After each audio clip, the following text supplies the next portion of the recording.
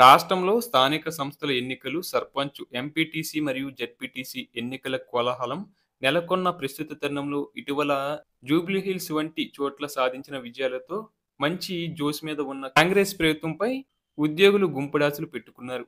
గత ఎన్నికల్లో పోస్టల్ బ్యాలెట్ల ద్వారా ఏకపక్షంగా మద్దతు తెలిపి గెలిపించిన తమకు ప్రభుత్వం ఖచ్చితంగా న్యాయం చేస్తుందని ప్రతి ఉద్యోగి, ఉపాధ్యాయుడు మరియు పెన్షనర్ వేయి కళ్ళతో ఎదురుచూస్తున్నారు.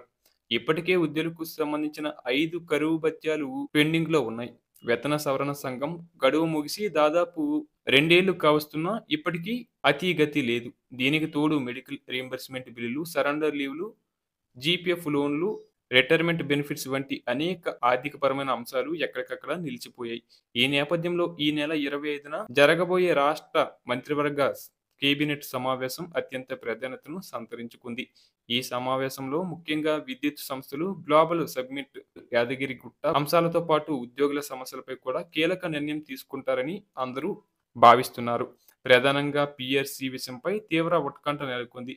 ఐఏఎస్ రిటైర్డ్ అధికారి శివశంకర్ నేతృత్వంలోని పీఆర్సీ కమిటీ తన నివేదికను సిద్ధం చేసి నెలలు గడుస్తున్నా ప్రభుత్వం నుంచి పిలుపు రాకపోవడంతో అది ఇంకా బయటకు రాలేదు. ఉద్యోగ సంఘాలు పెరుగుతున్న ద్రవ్యోల్బణం, జీవన వ్యయాల దృష్ట్యా 51% సిప్మెంట్ ఇవ్వాలని డిమాండ్ చేస్తున్నాయి.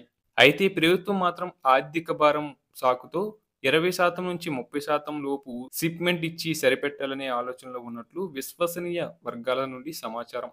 51% షిప్మెంట్ ఇస్తే ఖజానాపై దాదాపు 13,000 కోట్లు భారం పడుతుందని, అదే 30% ఇస్తే 7,500 కోట్లు ప్రభుత్వంపై భారం అవుతుందని అంచనా వేస్తున్నారు. దాదాపు 4 లక్షల కోట్ల బడ్జెట్ ప్రవేశపెడుతున్న ప్రభుత్వం సంక్షేమ పథకాలైన ఇందిరమ్మ ఇల్లు, రైతు భరోసా, రుణమాఫీ వంటి వాటికి లక్షల కోట్లు కేటాయిస్తున్నప్పుడు ఆ పథకాలను క్షేత్రస్థాయిలో ప్రజలకు చేరవేసి రాత్రింబవళ్లు మాత్రమే కాకుండా అదనపు సమయం కూడా కష్టపడుతున్న తమకు న్యాయం చేయడానికి వెనకాడటం సరికాదని ఉద్యోగులు ఆవేదన వ్యక్తం చేస్తున్నారు. సంక్షేమం ఎంత ముఖ్యమో యంత్రాంగం యొక్క సంక్షేమం కూడా అంతే ముఖ్యమని వారు గుర్తు చేస్తున్నారు. రాబోయే జనవరిలో నూతన సంవత్సర కానుకగానైనా ప్రభుత్వం శుభవార్త చెబుతుందని ఆశిస్తున్నారు.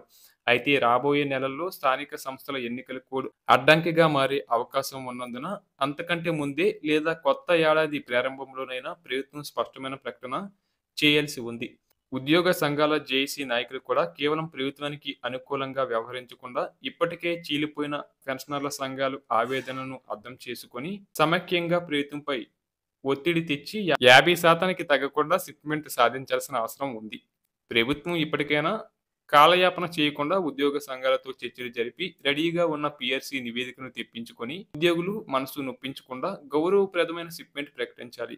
లేదంటే రాబోయే ఎన్నికల్లో ఉద్యోగుల అసంతృప్తి ప్రభుత్వానికి ఇబ్బందికరంగా మారే ప్రమాదం లేకపోలేదు. మొత్తానికి జనవరిలో పీఆర్సీ రూపంలో ఉద్యోగులకు ప్రభుత్వం శుభవార్త ప్రకటించి వారి ఆర్థిక కష్టాలు తీరుతాయని ఆశిద్దాం.